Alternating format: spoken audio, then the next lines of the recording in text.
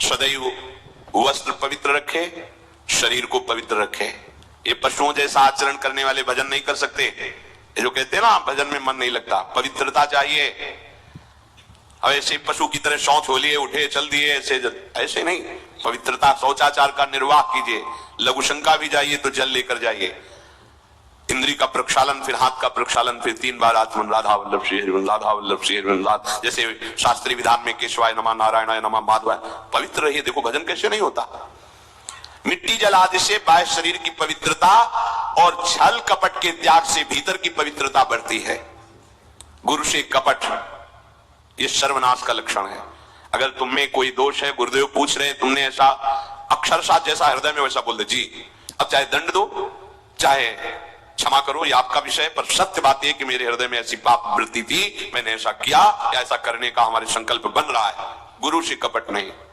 अंदर कपट रखोगे, मन मलिन हो जाएगा, भाग जाओगे, माया घसीट ले जाएगी। जो गुरुदेव ने उपासना दी है उसी का केवल अनुष्ठान। समय कहां आपके पास और के लिए? कहां समय है? प्रियाजू के सिवा हमारे पास समय कहां है? ऐसी दिनचर्या है, एक क्षण भी तो समय नहीं है, तो हम फिर और क्या अनुष्ठान करें? अपनी लाडली जी को हर समय देखते रहना है, दुलार करना है, नाम मंत्र वाणी जी का गायन, उन्हीं की सेवा में। गृहस्थी है तो जो व्यापार नौकरी उन्हीं के लिए समर्पित करें। इसके लिए बहुत सहन शक्ति चाहिए। ठंडी गर्मी, मान अपमान, निंदा स्तुति, परिवार वालों की अवहेलना, ये सब मिलेगा इनाम में। इसे सहो चुपचाप। इसके लिए रो मत।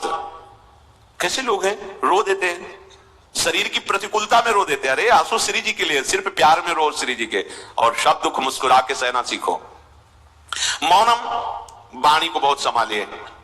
नाम जप के लिए मौन बहुत आवश्यक है। अगर बार बार थोड़ी थोड़ी देर में बोलते रहेंगे तो एकाग्रता भंग होती रहेगी, नाम में मिठास नहीं अनुभव कर पाएंगे।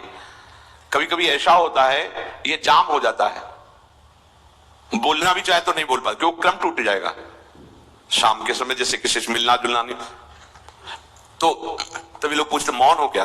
तो फिर नहीं, मौन नहीं, क्या बात, इशारे समझ लो जो काम, चलो। क्योंकि अगर निरंतर मंत्राकार वृत्ति, तो बोलने की भी हिम्मत नहीं रह जाती। पर वहां तक पहुंचने के लिए वाणी का मौन आवश्यक है। मौन का मतलब ऊं करना नहीं है, आवश्यक हो तो शब्द बोल दो, नहीं अधिकतर मौन रहने की चेष्टा करो। जो आपको मार्ग मिला है, कई बार वर्णन किया है कि सत्संग में जो शब्द आपको लगते हैं तो डायरी में लिखना चाहिए, या याद कर लो, बाद में लिख लेना जाके। और अपने लिखे हुए सत्संग के वचनों को रोज स्वाध्याय करना चाहिए। अमुक तारीख के सत्संग में ये पॉइंट, और उनको बार बार, ऐसा नहीं कि आपको ही कह रहे हैं, जहां जहां संत मिले जो जो बोले उनके सामने तो लिखा पड़ी नहीं, पीछे हट के लिखना। 2 डायरी हैं, एक सन्यास की है, एक वैष्णव मार्ग, दोनों को गुरुजनों की, महापुरुषों की वाणी को एकदम एकाग्रता से सुनाओ। जब अलग हटे तो सबसे पहला काम, इस तारीख को इस महापुरुष ने ये शब्द बोला, और उन्हीं का बार बार स्वाध्याय करना। क्योंकि सब शास्त्रों में काम दौड़े घूमेंगे, महापुरुष जन सब शास्त्रों का सार बोलते, उसे लिख लिया। सरलता, आपका जीवन सरल होना चाहिए। छल कपट द्वंद, मुख में कुछ और, हृदय में कुछ और, आचरण में कुछ और, ये दुष्ट पुरुष का लक्षण है। उपासक का, शिष्य का लक्षण नहीं है। दुष्टता का त्याग करो। हृदय में कुछ और चल रहा है, वाणी से कुछ और बोल रहे हो, आचरण में कुछ और है, ये दुष्ट पुरुष का लक्षण है। साधु पुरुष का जो वाणी में वही, हृदय में वही, आचरण में है, तीनों की मिलान है, वही साधु है, वही उपासक है, वही भक्त है, जिसकी तीनों एक हो। वाणी से जो बोला वही हृदय में है, जो हृदय में वही आचरण में है। या वाणी से कुछ बोल रहे हैं, हृदय में कुछ चल रहा है, आचरण कुछ और बता रहे हैं, ये ठीक नहीं है। सरलता का तात्पर्य है मन, वचन और कर्म, ये तीनों एक होने चाहिए। अहिंसा, वाणी से, शरीर से किसी को भी कष्ट ना पहुंचे, ऐसी अंदर धारणा रखो। वो अपने संकल्प विकल्प करके कष्ट भोगे, उसकी बात, हमारे द्वारा किसी को कष्ट ना पहुंचे, ये हमारी धारणा हो। सर्दी गर्मी, सुख दुख आदि, द्वंद्व हर्ष विषाद आदि जो है, इनको सहना सीखो। भगवान भी आदेश करते हैं, मात्रा स्पर्शास्तु कौन्तेय शीतोष्ण सुख दुखदा आगमा पाइनो अनित्यास्तात् तितिक्षस्व भारत। जो इनको सह जाता है वही परम पदवी को प्राप्त होता है। थोड़ी सी गर्मी यहाँ, थोड़ी सी सर्दी यहाँ, पूरे जीवन गर्मी। पैर की त्वचा ऐसी हो गई थी कि बंबूल का कांटा टूट जाता था, घुसता नहीं था। जीवन में कभी पादुका ही नहीं, तो चमड़ी इतनी मोटी हो गई थी पैरों की। सर्दी गर्मी जैसा आप इसको, आप देखो यहां आप कौन सा स्वेटर पहनते हैं, जीवन में कभी नहीं।